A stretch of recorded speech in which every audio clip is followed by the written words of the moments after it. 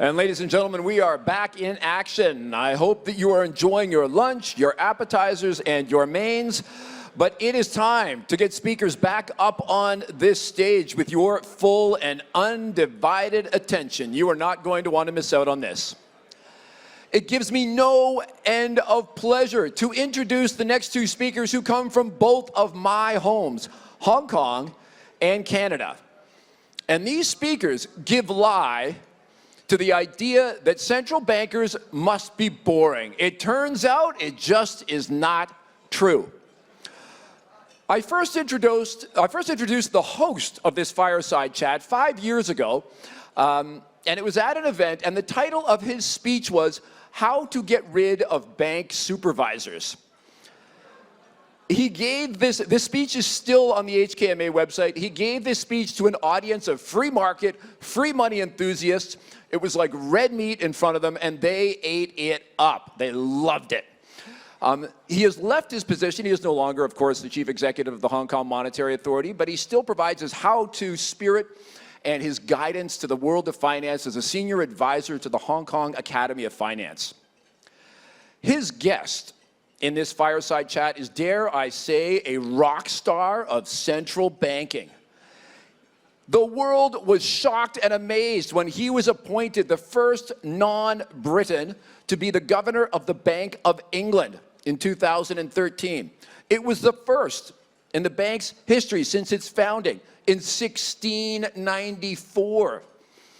He earned that position after presiding over a paragon of stability as the governor of the Bank of Canada, when Canada's banking system performed admirably well during the Atlantic financial crisis of 2008 and onwards.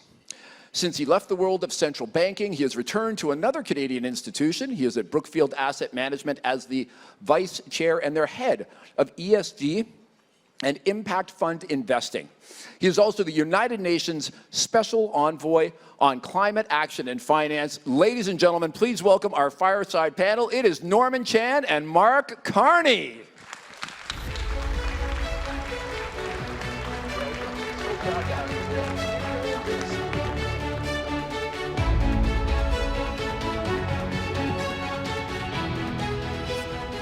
Hi, everybody. Thank you, Andrew, for your very kind introduction. I did give a talk on how to get rid of banking supervisors 5 years ago. I gave 2 tips, specific tips how to do that. But apparently, I can see Eddie, you're still alive and kicking, and so bank supervisors. So disappointment among the bankers, I fully take responsibility. Those 2 tips apparently haven't worked, or you haven't tried hard enough.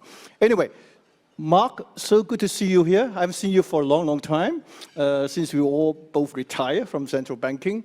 We thought there was no life after central banking, but I think we found it wrong. And so nice to see so many old friends, especially those from abroad. This is the first time in 3 years that I have come to this gathering with dynamic crowd like this one. Now, Mark, as MC said, you have had a very unique and distinguished career of having served as governor of 2 G7 central banks, the Bank of Canada and the Bank of England. We would all love to learn from your wisdom and insights. Now, my first question for you, geopolitically, we have an ongoing war in Ukraine. We don't know what the end game would be. And also, we are seeing tensions between China and the United States escalating for the time being. So most of us in Hong Kong and many people around the world are still recuperating from the disruption to supply chains, trade, international travels, and normal lives caused by the COVID pandemic. So what do you think the world economy is heading in the next year or 2? And with the US Fed, ECB, and Bank of England raising interest rates aggressively, do you believe that an unavoidable global recession is just around the corner? Great. Okay, I'll spend the next 29 minutes answering that question. Thank you, Norman. Thank you all. Eddie, may I congratulate you and the HKMA for this amazing event and for successfully navigating some of the challenges that you just raised, and you as well, Paul. And thank you for the very important address you gave moments ago. Look, the way I would say about the global economy, it's a bit like air travel, at least air travel in North America these days. You know where you're going, but you just don't know when you're going to get there. So yeah, we're headed very likely to a global recession, given the the realities both on the mainland, what's happening in Europe, what we're seeing in the UK, and what has to happen in the United States and other economies, Canada included, in order to rebalance demand with supply. I think we all know that our economies have been hit by a series of supply shocks. Some of them are temporary, others are more structural, and we'll probably get into that. And central banks need to lean against this, and what they're trying to do is thread a very, very narrow path so that demand growth is weaker than supply growth, and this equilibration happens. It's going to be very tough. And I think one of the things, I'd say two things about the short-term path of monetary policy, and then one point structurally. The first on the short-term path, and we saw a bit of this in the UK, is that as monetary policy has been tightening, some of the tensions are starting to appear in the system. And so there's often a tension between fiscal policy and monetary policy. I see the harmony here, which is impressive, but a tension between fiscal and monetary policy. And we're in a position where it's quite dangerous for fiscal policy to act at cross purposes of monetary policy. Demand's greater than supply, we have inflationary pressures. It's a time for temporary and targeted measures to really focus in, but nothing really more. There's not room for that. We're also starting, though, to see tensions between price stability and financial stability. Again, we saw it crystallize more in the UK, but we'll see other examples where the pressures on the financial system will grow and manifest, and that could potentially lean against what central banks are trying to do. We see tensions between internal balance and external balance. Look at Japan and yield curve control and the exchange rate. Look at Europe, price stability objective and currency fragmentation risk as well. And then both at the level or the domestic level in the United States, but then globally, the pressure between this reality, which is rebalancing prices and growth. And I think one of the things that's probably underappreciated is the scale of the adjustment that's necessary on the labor market side in the United States, and the pace of tightening which has to come. So that was believe it or not, that was my first point.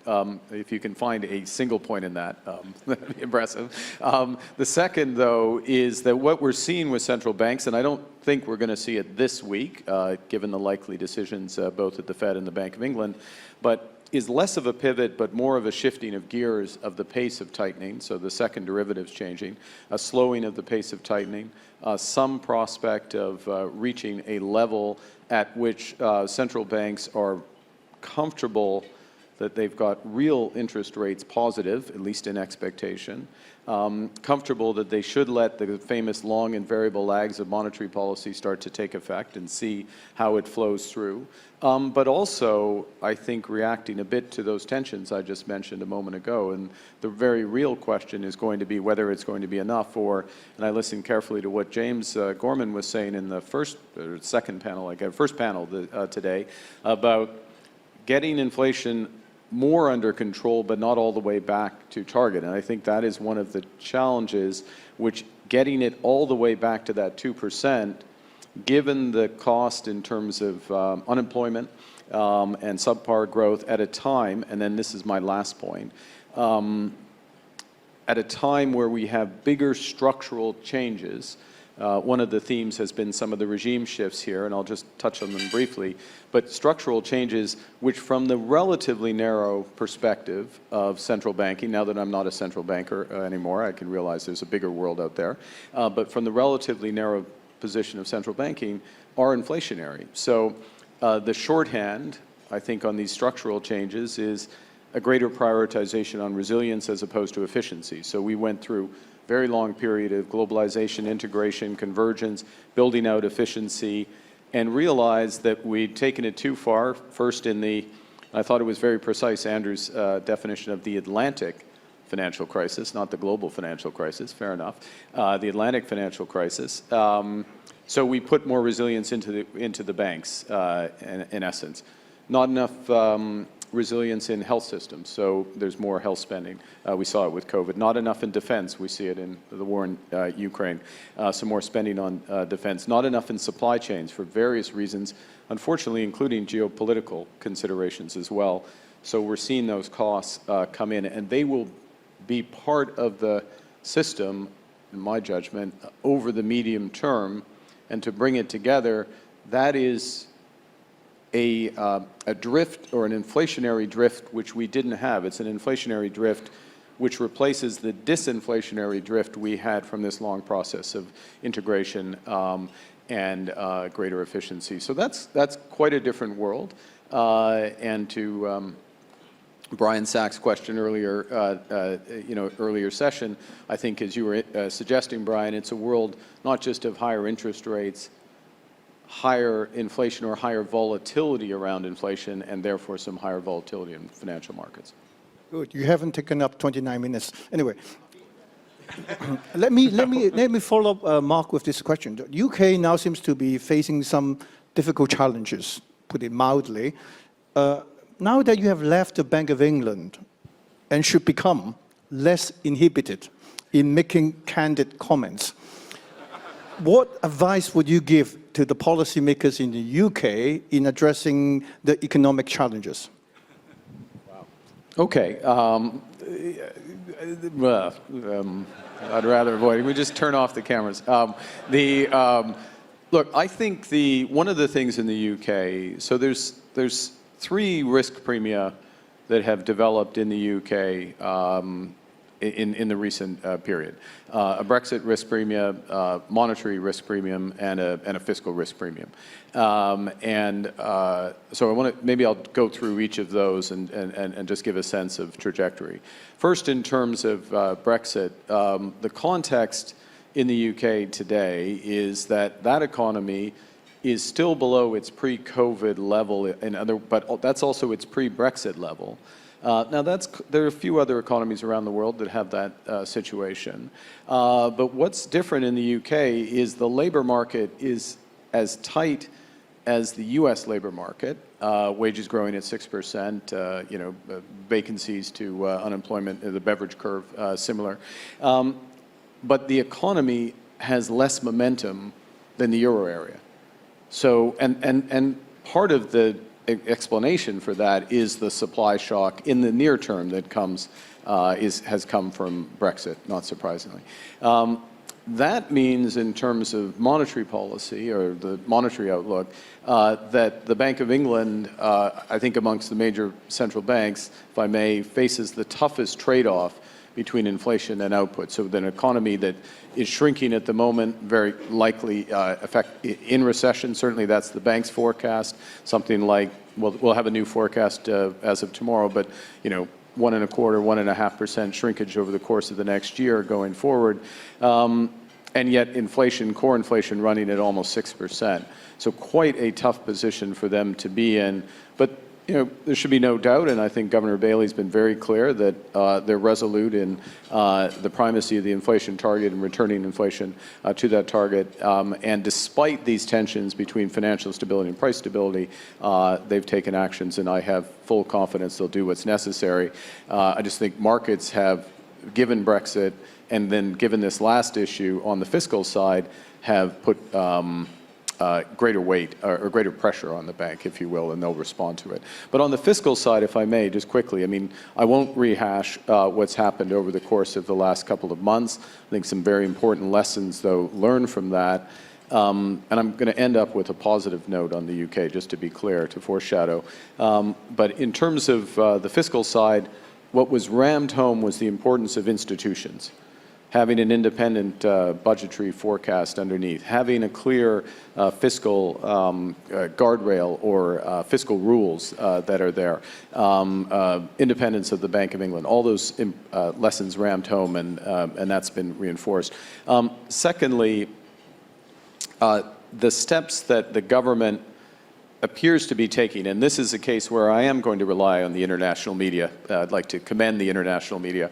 And I believe what I read or hear from the international media, which at present is saying for the UK that, and maybe it's because more of them are located in the UK, that the government is looking at some revenue increases that would come from everybody. And this is a crucial point that was not there in the last budget, which is, we're all in this together, and you need that form of inclusiveness or solidarity, which will help them write it. I would say further, and I'll finish in a moment, which is that, both the Prime Minister and the Chancellor, new Prime Minister and Chancellor, both are highly, highly capable. Both are highly committed to fiscal discipline, and I think we'll see the result of that when they have their next budget on the 17th. So just to wrap it all up, I think, walking back from fiscal, reestablishing the fiscal credibility, I think the monetary credibility is there with the bank, and we'll see the actions of the MPC, and that will shine a better light on what needs to be done, that we all need to do, whether it's Canada, whether it's Hong Kong or the UK, to have a comprehensive growth strategy, and the UK recognizing that it's one with a rebalanced relationship with Europe. And pardon me, I didn't mention this last point, which I think it got missed. One of the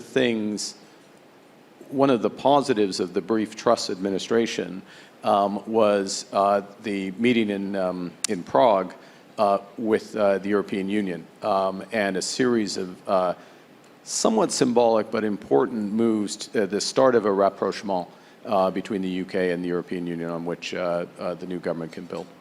Well, is now a good time for some of us to buy some British pounds? Well, you can, 2 weeks. Yeah, 2 weeks ago was a good time to buy some of the British pounds. That's why Noel is where he is, and I'm sitting up here. Yes. All right, okay. Now it's a little harder to make that call. Yeah. Now, you have said recently something to the effect that I would be very careful and be accurate, that fixing climate change is the greatest commercial opportunity of our time. All right? With so many heavyweight and smart investors, asset managers in this room, could you elaborate further to convince them that your argument or proposition is correct? Sure. Well, the first thing is to recognize just the scale of what's required. And Hanneke Schmidt was making this point in a previous panel. She quoted a 100 trillion figure, which is, there's lots of different estimates, but it's a reasonable estimate of the incremental, and this is the key point. It's not repurposing energy investment. There has to be a lot of that, but that is the incremental amount of investment in the energy transition alone. Now, the energy transition is 3/4 of global emissions, so it's the majority of the issue. It's not all of the issue, though. But that's what's required. And to put that into context, that's about 2.5 percentage points additional investment of GDP, of global GDP. And that would bring investment to GDP globally back to the ratio it was at the turn of this millennium. Which, by the way, when you think about interest rates and where they're headed, if we're moving in that direction, even if we don't move all the way in that direction, we start to see the impact on equilibrium interest rates and the overall level of interest rates. So first thing is there's just a very, very large scale investment requirement.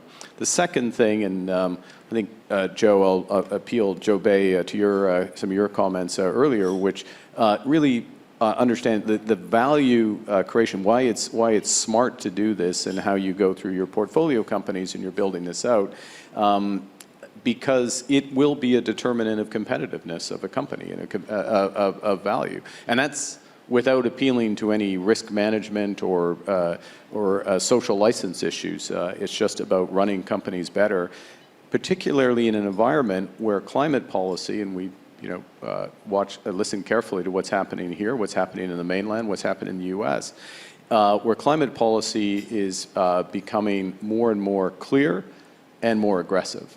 Let me give you 3 things on that, and I'm going to finish with an anecdote, which is that Paris Agreement 7 years ago, the estimate of the IEA was that we were headed to 3.5 degrees global warming, okay, based on the policies of all the companies, or the countries at the time. Now the IEA just released their latest outlook, energy outlook, and their estimate is based on the policies of countries, we're headed to 2.5. Based on the commitments of countries, including 2030, 2060, and 2050 here, the mainland and Hong Kong, we're headed to 1.7. So part of the question is that gap between 2 and, so A, there's been a lot of movement, not enough, but a lot of movement. Is that gap between 2.5 and 1.7 going to be closed? You form a different view of different economies, but by the way, if you've got a credible climate policy, as Paul Chan was outlining, you're going to have a more competitive economy, you're going to see more investment come in, and you get that virtuous circle moving. And I said I'd finish with an anecdote, which, and I apologize for this, but well, I'm not going to apologize, I shouldn't apologize for it. I'm just ruthlessly market Brookfield here for a second. I'll just be upfront about it. But the point I wanted to make is that, 2 years ago, Brookfield had about 20 gigawatts of clean energy in operation and 20 gigawatts in the backlog, in the pipeline. Today, the pipeline's up fivefold, over 100 gigawatts. That is the power of Sweden, and that's globally. The transition fund, similar to what you guys are doing, KKR is doing, and Blackstone's doing, Aversion, and others are doing it, was a $15 billion fund raised, closed in the spring, and we've committed $8 billion of that already across clean energy, including nuclear, carbon capture, and storage technologies, and like many of us, and I think you're all having the same experience, which is the number of transactions we're looking at. I mean, it is an absolutely target-rich environment. So just the scale of this is enormous. And last point, again, I'm going to peel back to what Joe was saying, is that we think that as it becomes increasingly apparent on who's on track or who's converging to the track, crucial thing, that they're going to get a valuation premium. And so we're underwriting things on a cash-on-cash basis before you get the valuation premium, so we see it as well. So all that ties up together for this enormous opportunity. And again, to repeat what I think this room knows, but just to ram it home, and 50% of that opportunity is in Asia. And having a financial sector that's a center that's focused on that brings, it's a global good, but it means the financial sector is highly, highly competitive. Mark, you were the chairman of the G20 Financial Stability Board, FSB, in 2011, 2018. During that period, many reforms were pushed and launched by the FSB, and this includes Basel III, resolution regime to address the too big to fail, and shadow banking, OTC derivative, LIBOR, to name a few. My question is, do you think the global financial system is now significantly more resilient than it was in 2007 and 2008? And if so, could it withstand the next financial crisis? I mean, the first bit of the answer, and again, some of this came out in the first panel. Absolutely, the core of the system is much, much more resilient, and in many respects, we saw the shock of COVID. We're seeing the shock, the series of shocks we're having now. Core of the system strong, and it's part of the solution, not part of the problem. That's the good news, and the issue alongside it, though, is that, look, risk, you can reduce, I don't believe, sorry, back up. You can reduce the overall level of risk in the decision, in the system. It is not that all risk is pushed to different parts of the system, and you can reduce the overall quantum. That said, the nature of risks can change over time, And one of the risks that we have, and where risks are located, certainly does change.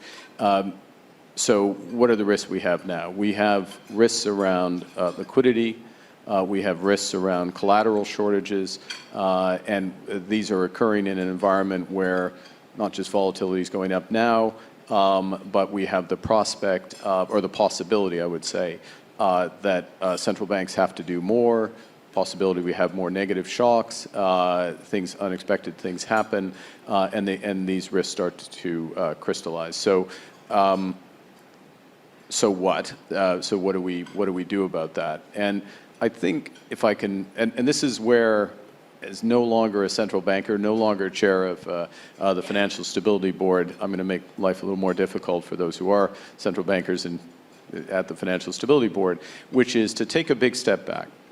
Which is that we're moving from one regime to another, one that we lived in for a long time, which was low inflation, low volatility, low interest rates, relatively predictable, etc. It wasn't a great, again, James, I would appeal to you, it wasn't a great world, actually, but it was predictable, it had its advantages. And now, for these structural reasons, more than just the short-term issues, we're moving to higher interest rates, higher inflation, higher volatility around inflation, collateral shortages, and others. That transition is very difficult for the system as a whole, even with a rock-solid core of the system, which is what I believe we have. And I think that some adjustment to some of the regulations for system-wide purposes, I'll be specific, a leverage ratio that includes home country government bonds, at a time where liquidity is scarce and we need the core of the system to recycle liquidity is at this point counterproductive. And of course, we had the example in the US with the Dash for Cash where it was temporarily removed. We have this problem globally, and it's exacerbated by quantitative tightening by central banks. I'm not questioning the QT, but the reality is it is going to get very tight in a number of government bond markets, and we're not recycling the liquidity. So that's the first thing.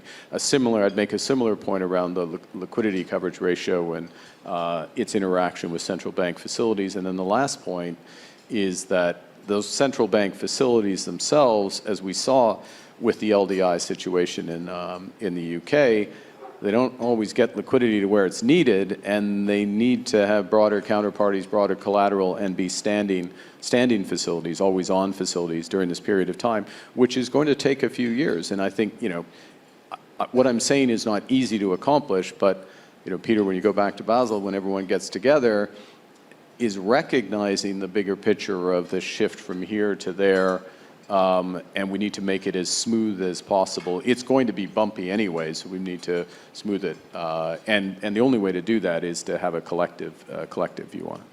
Mark, you've just been described as a rock star in central banking, and I entirely agree with that. So I would like to ask two questions, personal questions, if you allow me. When you were the governor of Bank of Canada and then Bank of England, you were the #1 in this very big and prestigious public institution. Now that you have joined a private sector firm, Brookfield Asset Management, do you have problem in adjusting to the position of not being the boss of the organization? My first question. The second one, which I really want to know the answer. I have a problem not being the boss of this conversation. Right? That's given, that's structural in nature. And my second question, and do you contemplate following the footsteps of your predecessor of FSB chair, our good friend Mario Draghi, to enter into politics in Canada? Wow, okay.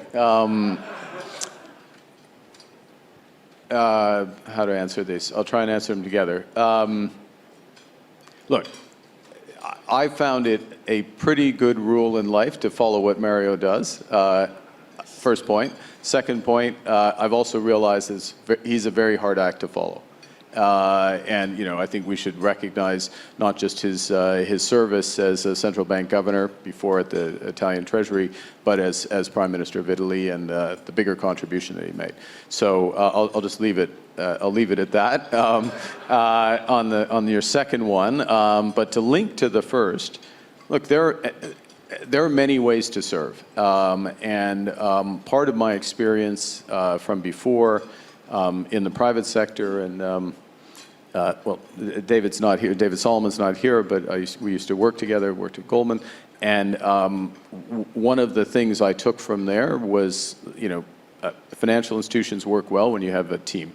And you work, it's particularly, and I'm looking at you, Noel, global financial institution, you may work with somebody on a transaction or something for a client once in your career because you're pulling people from, the whole corners of the organization, but you have to have that culture that's there, first point. Second, as you know, because we were colleagues at the FSB, and all those reforms that were put in, Ashley as well, Ashley Alder's here, all those reforms put in place, that's a consensus. Like, unless you're listening to everybody and incorporating and learning and moving together, those reforms don't happen.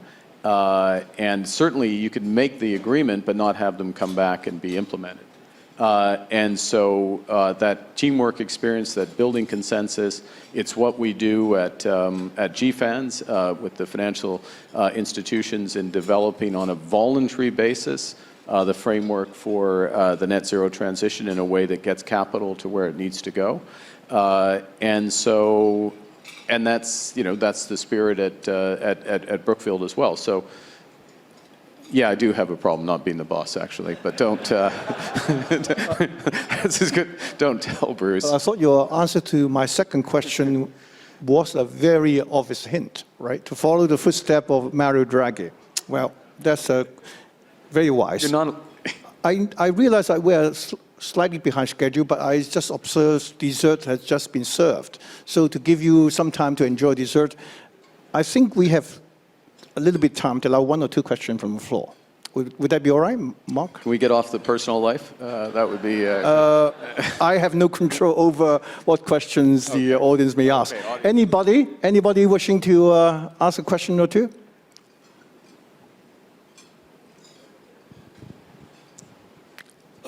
Victor? Microphone, please. Victor Fung.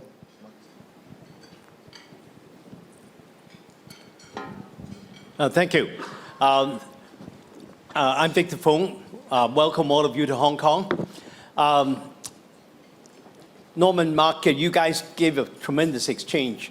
I'd just like to really ask a question of you, Mark, from your perspective as the UN Special Envoy on climate action.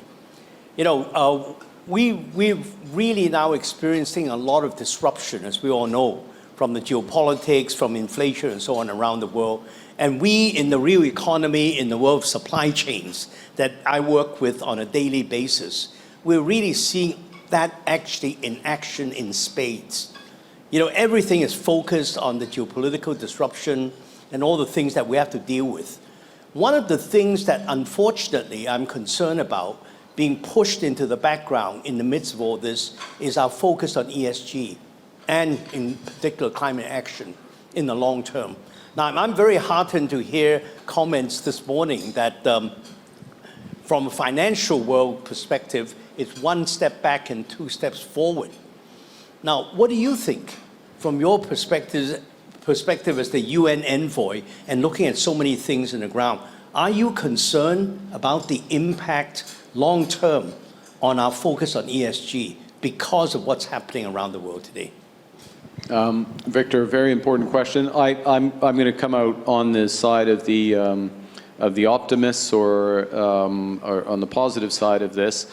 I do think it's the right way to think about it. One step back, two steps forward, but they're happening at the same time. So we are ahead of the game right now than we were this time last year. Let me give a couple of points from a financial sector perspective to back that up. April of 2021, we formed GFANZ, 160 institutions, 60 trillion of collective balance sheet at that time. It's not surprising that many of those founding institutions are in this room, actually, because they're the types of forward-thinking committed to the long term. At Glasgow, so basically this time last year, 450 institutions, 130 trillion of collective balance sheet. As of today, 550 institutions, $150 trillion of collective balance sheets. So one of the few numbers in the financial sector, unfortunately, that have gone up. At least it's gone up for the right reason. So that's the first thing. The second, if we go back again to April of last year, there was not a single bank, not one in the world, that had an objective for net zero 2030 for their clients, for their financed emissions. Not one. Today there are 53. There'll be 60 by the time we get to those of us, well, Sharm el-Sheikh, by the time of Sharm el-Sheikh.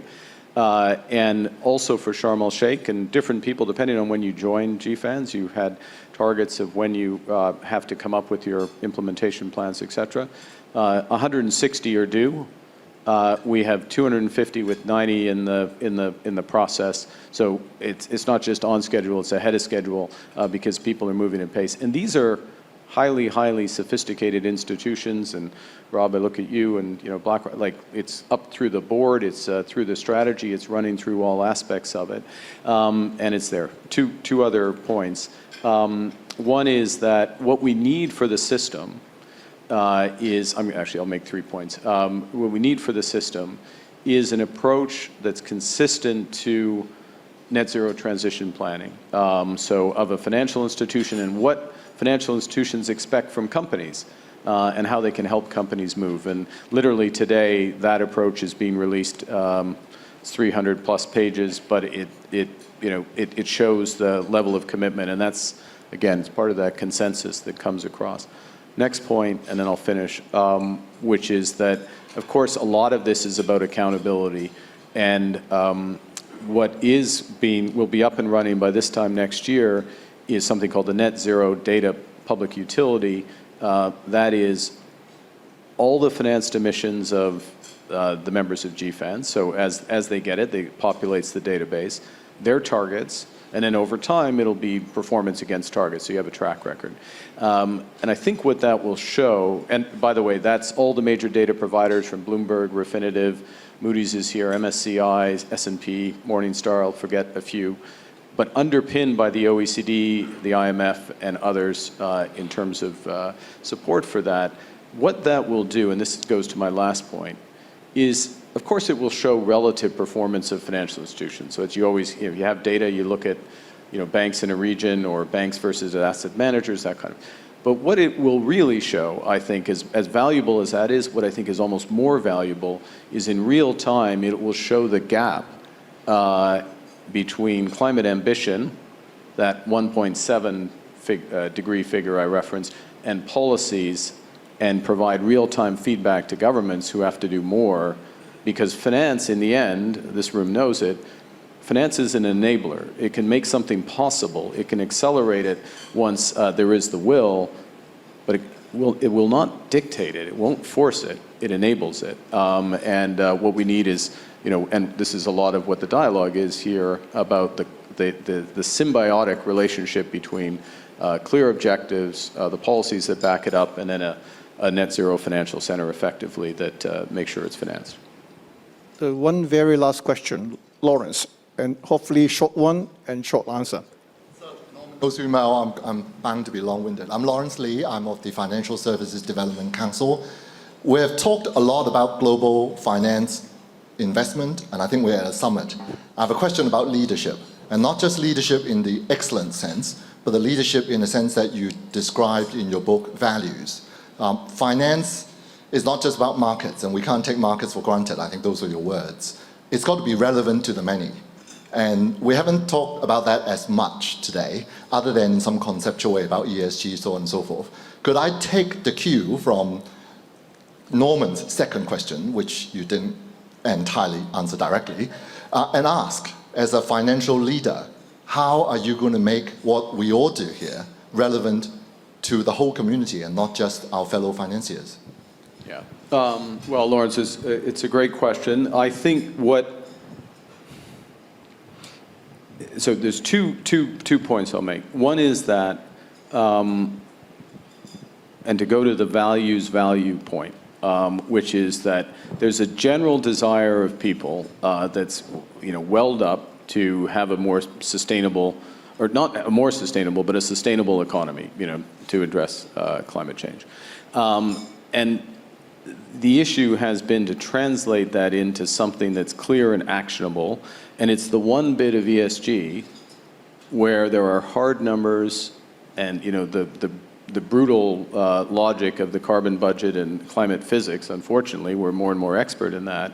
And so you can translate an overall objective of sustainability into how well we're doing on it, pathways, who's part of the solution, who's part of the problem, and map that into value in the market. And we see the power of markets as a consequence of that. And of course, that doesn't mean biodiversity, it doesn't mean just transition, doesn't mean a series of other things that people rightly want. But it gives the power, and that's part of the reason I think why things have moved so rapidly in the last few years. So we can show that we're moving towards what people want. I think the challenge that isn't fully addressed is how to give people more agency in making those decisions. In other words, with their own savings, however large or small, who they take insurance from, that there's clarity about which institution and which product is on track or part of the solution versus not. And there's, interestingly enough, and I should finish because we need to be short, some of the answer goes to fintech and some of the greater clarity that can come and translate it in a way that people can, to use the phrase in the UK, make their money matter. Right. Thank you, Mark. I think running out of time, I think I must bring this session to a close. May I ask you to join me in giving a big hand to Mark Carney for his sharing. Thank you, Mark.